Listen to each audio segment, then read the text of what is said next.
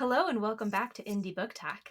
Today we are talking about writing and editing books, aka the things that we read when we're putting off writing the next scene.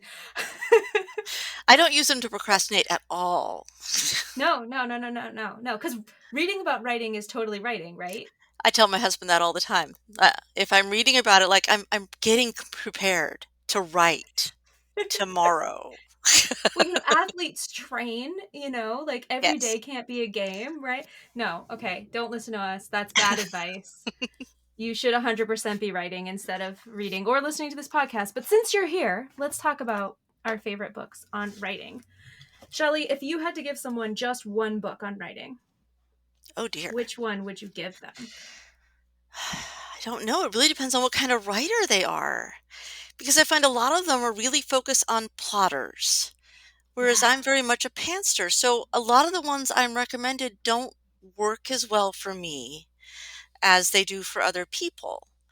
Um, so I don't know. I think so. We just talked about it a few seconds ago off microphone, but I was really recommended the Stephen King on writing by about everyone, like literally. Mm-hmm. There you go. She's showing it to you. It's fabulous. It's fabulous. Yeah, if you're But watching this, you can actually see it. yes, this is our first time on video. Pardon any dust. Um, and I got it and I read it and I was surprised that the first half of the book is basically a biography almost about Stephen King. And Yeah, it it's wasn't what I was memoir, expecting. definitely. It was like, okay, this is all about Stephen King. When's he going to tell me how to write the masterpiece? When?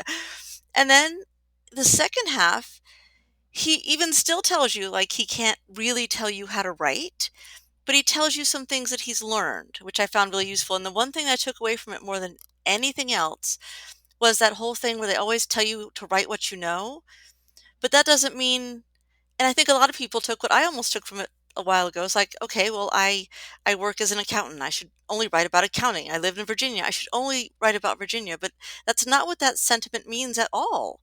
It actually means you know what it means to feel anger. You know jealousy. You know love. These are things you know. That is what you write. So it's the things that you feel that you know, and that really made an impact on me because it was completely outside of what I thought they meant this whole time. I love that. I love that's what you took away because I do feel like I run across that misunderstanding a lot where people are like, "Well, I've never been anywhere. So how can I write about Japan or wherever?" But then you think, "Well, how can you write about a fantasy world then?" Mhm. If Right, that's how you're seeing it, then how do you write about Middle Earth? You can't because you've never been there. right, but So you can I use love that. yeah, I mean, you can use Google Maps and, the web and everything under the sun to know what things look like or even sound like, but how a person feels, you already know that. So you can Right. just capture those new places by showing how you feel and sense and stuff. So I would say that was a good all-encompassing thing, and there were other great tips in there too. But that was the one that really comes to mind every time I think about it. So I think that might be a good generic, whether you're a plotter or a pantser or just thinking about writing. He just gives a lot of no-nonsense advice. Another of my favorites that I feel like if I had to have like a bookshelf of writing books and I was going to organize them by topic, Hmm. Bird by Bird would I go haven't read near. that. Oh, okay. So Bird by Bird is written by Anne Lamott, Hmm. and she one of the things that she sort of situates within the story is she does tell like little bits of her life and how Hmm. it's affected her writing. But the title story is her older brother was trying to write a report on birds that he'd procrastinated forever and it was due like tomorrow. And he's sitting at the kitchen table and he's just distraught and he's saying, "Dad, how am I ever going to do this?" And his dad says, "Bird by bird, son, bird by bird." And so she wrote this whole like writing memoir about that. But it really gives some good mindset, like ways of thinking about how you write and ways Hmm. of breaking it down into, you're not trying to write a whole book. You're trying to write a sentence. You're Hmm. trying to write a page, right? And so I really think like this is a foundational book. If Hmm. you if you were going to read one book on writing and to go Mhm. back to over and over, this is definitely like I'd put that next to Stephen King on the shelf. Okay. So So I think what are next for me would probably be Save the Cat. Oh, I have that one. Save the Cat writes a novel. And I I think it started out resisted this book for a long time. you were like, "No, you cannot make me buy this book." Well, cuz I thought it was going to be for plotters, which Mhm. as we've established I'm not. But I really think that it does provide a model that you can use even if you're a pantser as a way to like check yourself and did I hit these beats. Mhm. Yeah, it took a little bit for me to get through it, but I did like it. That's there, Save the Cat. I think probably because the writing style was very easy to read. It Mm-hmm. didn't feel very heavy, but it still gave good information. So Yeah, the and I person like the writing the writing book has to make you draw you in, like, come on. yeah, I don't want to read a writing book that isn't well written. That just seems that's like those people on YouTube who try to tell you how to make a good YouTube video, but you watch their video and you're like, dude, this is really boring. It's like, I'm not why gonna are listen to you. why are we only seeing your shoes? What is wrong? Though, I mean, not only just well written, but so a lot of the ones I started out with were very murder mystery centric. They were like, Mm-hmm. best poisons to use, and what happens in an autopsy room. It was some of it was pretty dry. Um, Mm. so while it gave you the information for how to write those types of stories, it wasn't really about how to write. Yes. So a lot of mine have been very themed, which has been great for what I needed it for, but wouldn't satisfy a generic, hey, I need to write a book kind of thing. Right. So I have a themed one that we'll get to in a minute. But while we're talking about the generic, hey, I have to write a book, um, this is kind of disingenuous to talk about this book because I've only read like the first two chapters. Nope, But doesn't count. I just got it. Story Genius, Okay. I've heard of that one. by Someone Lisa recommended that Kron. to me. It's by the same person who wrote Wired for Story. So they're both like the psychology side of storytelling and like Hmm. why stories work and what elements you need to have to make your story work. Hmm. So I think that's really important because, especially, I do a lot of beta reading, I do writing groups, as you do as well. And there are certain things that it's like if you miss this thing, if you don't realize that you need an emotional connection, or if you don't realize that like the plot does have to go somewhere, right? There are Hmm. things that you have to have in a story in order to catch your reader and keep them from beginning to end. And I feel like this book so far, in the two chapters I've read, does a great job of that. Is your dog under your desk right My now? dog has found the plate that I used to have dinner off of and is now having a grand old time, but the podcast must goes on, so that juice is for him now, and we're gonna let that go. Aren't you glad I drew attention to that? I was just going over, I'm like, "What is all that noise?" "Oh, okay, whatever." Fortunately, I can't hear it, so he must be not as noisy as you You think. can't hear the slurping, that's good. No. So, yeah, I think I've heard of that book before, I might even have it on Audible to listen to at some point, but it is important because the emotional connections, if you don't like the characters or even dislike them, if you don't have an emotional connection to the people you're reading about, you're gonna throw that book down in a heartbeat. Oh It could yeah. be as well Yeah. written as like, the words and the grammar could be fantastic, but if you could care less about any of them, what's the point? Well, even like you can have a really solid plot Mhm, where like things happen in a logical sequence that's even exciting in theory. mhm, You have plane crashes and murderers and all like crazy stuff happening, but if there's not that emotional undercurrent, and that's what this book really talks about, is like mhm, what is the actual emotional hook, what is that piece that keeps readers reading, mhm, because it's not the plot, mhm. it's something else, and that's what this is about. And like I've got little flags in here, like that's Ooh, she's being the level of reading we're official. doing. Yes, yes, yes. But shouldn't you be writing instead of reading that and flagging it? Yes, I'm not one to talk, trust me. I know. I really need to finish Owen because my assistant is on my case about it. Yeah, I think you're He gonna keeps need to, like, I don't know, hold a, I don't know, a firebrand to me or something. If I don't have my book out by like ready for next month, I think I should be a punishment out there or something. We'll think of a punishment. People on Twitter, come tell us, or any other social medias you happen to be talking to us on, come tell us how we should punish Shelley for not finishing her book. I think we might have to, take away her axes or Not my something horses like and that. axes. Oh no. No more horseback archery for you, Shelley. Okay. Okay, so genre specific Wait, I got one book. more. That's not Oh, you genre do? Okay. specific. Yes. What is it? And this was just recommended, I don't know, about a month ago. 2000 to 10,000, How to Write Faster, Write Better, and Write More of What You Love. And again, I Ooh. kind of held back on this. This was actually recommended by someone in the writing group I was in.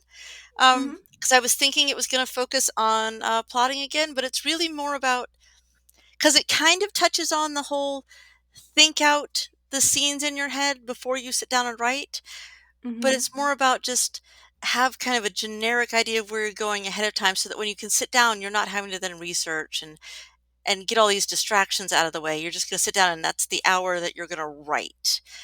Mm. And there's a lot of good tips in there, but it's definitely more than I thought it was going to be. How you can examine your writing styles and times you write and get the most out of your day. So Awesome. We all need that. What was that book called again?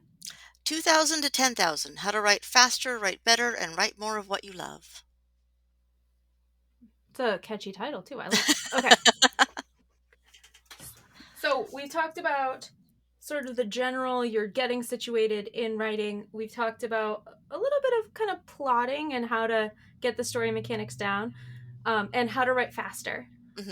Uh, so I have a genre specific one because I think a lot of our listeners probably fall into this genre space. Um, Writing fantasy and science fiction is Ah. a book published by Writer's Digest, and there's pieces in it by Orson Scott Card, Philip Athens, and Jay Lake, among others. Hmm. The section on world building Mm. is really interesting. Okay. Uh, Orson Scott Card, I believe it was, that wrote that Hmm. part, is talking about doing an exercise with students when he's saying, like, magic has to have a price. Hmm. And so if we start with this kind of magic, what kind of price might we have to pay for that kind of magic? Hmm. And he ends up with this crazy magic system where, like, magicians can do magic, but they lose a piece of their body. Yeah. So, like, you have to, like, lose a finger, right, to do a small spell. And so Oh, nope. being you can tell, like, how much magic someone's used by, like, what they're missing. And the students ended up creating this whole universe and a plot out of this idea. Hmm. But I thought it was an interesting way to come around to the story, because I usually think about character first, Hmm. but this was really like thinking about the world first, Hmm. and then finding out like what works within that world.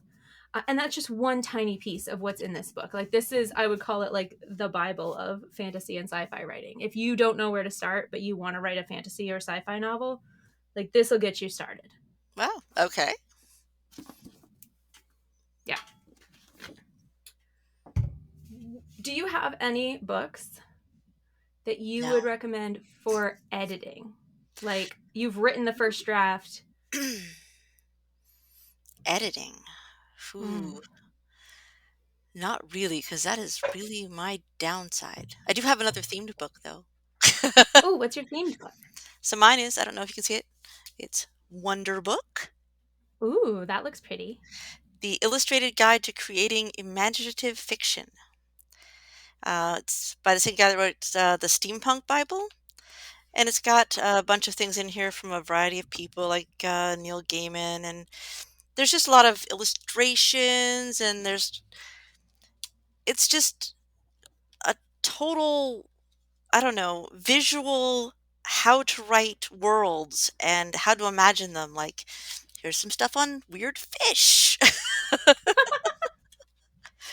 But it's not only interesting to read, it's just got so much random stuff. It's almost like reading the trivia of how to write imagination, imaginative fiction and so much to like pull from it. I just found it a really great read. for That's learning all about awesome. fantasy. Now I want Uh, it. See how I distracted you from editing? Oh, I see what you did there. Sneaky, sneaky. All right. No, we're going back to editing. Fine. Stop it. So I actually have I have one book on editing that I return to pretty much every time I end up editing Hmm. because it's called Self-Editing for Fiction Writers. Okay. And it's by Renee, I think, Brown and Dave King. Hmm. Um, and what I like about this book is the way they break down editing. So they talk about show and tell, Hmm. right? Showing versus telling, and when you need to do one or the other. They talk about characterization and exposition. So, like, how do you make your characters feel real? They talk Okay. about POV. They talk about dialogue mechanics. They talk about interior monologue. They talk about um, things that get kind of deep, like how often should I mention a thing in order for my reader to remember it without overemphasizing it so it's annoying? Mm-hmm. They talk about voice, which is a very hard thing to pin down.